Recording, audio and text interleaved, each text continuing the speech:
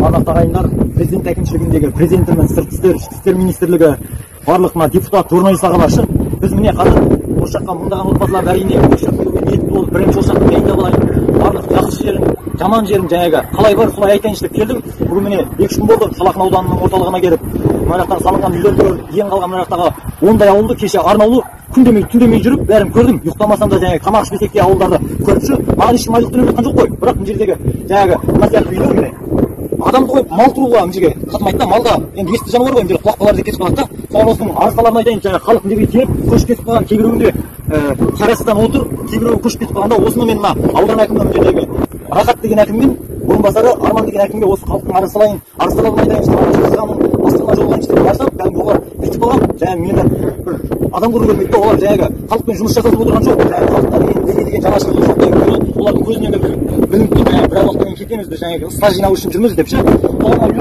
Барсам олар жаңағы бізді отыр ғой, кәдімгі бізді кіргізбей, әкімнің жаңағы орынбасары Арманмен кәдімгі айтысып, тартысып, адам көру келмейді да олар. Кәдімгі ешқандай жұмысы жоқ. Соған мынандай аудан әкімдерінің керегі жоқ. Мына жақтан Новосибирск деген аудан бар екен, ол жердің аудан әкімі жақсы болғандықтан, ол жаққа салынған үйлерді жыққаның бастықтары да жақсы болғандықтан үйлер сапалы. Ол жақтан ел көшіп кеткен жоқ. Ал мен мына жаққа мыңдаған отбасын әрине көшіріп әкелуге ниетті болып келгем. Бірақ оларға да мынандай алаяқтар болса, ойбай жақсы келіңдер емес. Бар ма, қалай бар, қалай жоқ, соның бәрін айтуда. Жақсы жағы бар әрине. Бұған бұла сияқты алаяқтардың есіне бола үйтіп қалатын керек жоқ ағайындар. Мына жақта да мал шаруалары, егістік, жайылымдық бәрі бар. Сонда да келуімен үміт етемін, қандай қиындық болса да ел үшін жер сол ағалар мына орынбасар әкімі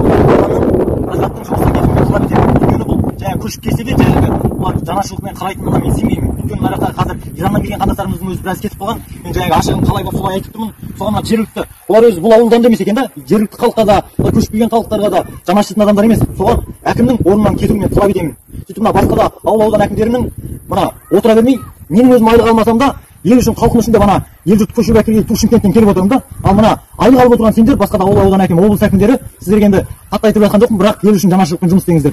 Солтүстікке келген соң мына жақтың қырғыздары жаңағы қайсысы жақсы, қай жағы жаман екенін көрсету үшін жаңағы ақпарат беру үшін бұл жаққа келдім да мен.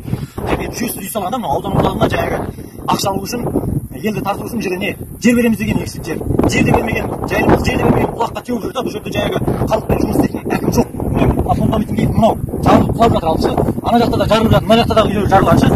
Шалақын ауданында дұрыс жұмыс істейтін, халықпен жұмыс істейтін жергілікті мына Сайлау деген ағамыз бар екен, қалалық әкімші. Ол кәдімгі мына жердегі егістік егемін деген кісілерге жаңағы жерін айдатып, жаңағыдай дақылдыққа егістікке кәдімгідей 2-3 қап картоптан беріпті да, сондай күзе бересіңдер деп ше. Сондай әкім болу керек та міне. Ол өзі сондай қаланың әкімі болса да мына сияқты ауылды көшіп келген ел жұрт тойлап жатыр да. Соған мына Шалақындағы жағдай осы ағайындар. Мен ана жасырып ойбай келіңдер деп айта бергім келмейді. Базар жоқ, келіңіздер. Қанша қиындық болса да осы жақта болу керек. Өйткені бұл жақта егістік, жаңағы жайылымдық жер бар. Ал мына сияқты салынатын үйлерді сол ең қалған жаңағы егістігі бар, жайылымдығы бар, сол ауылдарға салу керек та мында үйді. Мысалға мына әртүрлі ауылдарды араладым.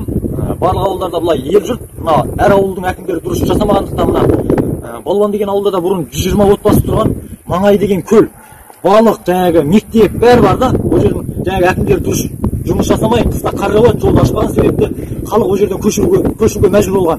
Сондықтан мына Балуанға да жаңағы егістік жайылымдығы бар екен, осы бұл сияқты үйді соған салу керек та сол жаққа.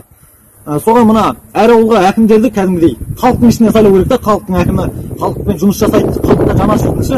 Ал мен міне осы жақтар мына жоғарыдағы ағаларға, мына көшіп келетін ағайындарға осы мына жақсы жағын және жаман жағын көрсетіп ақпарат беріп жатырмын да. Маған ешкім айлық төлеп жатқан жоқ, бірақ ана әкімші оттап отыр да, анау өзінше айлық алған жаңағышы халықпен жұмысын жоқ дегендей адамдай тәкаппарланып отыр да. Ондай әкімдерді құрту керек.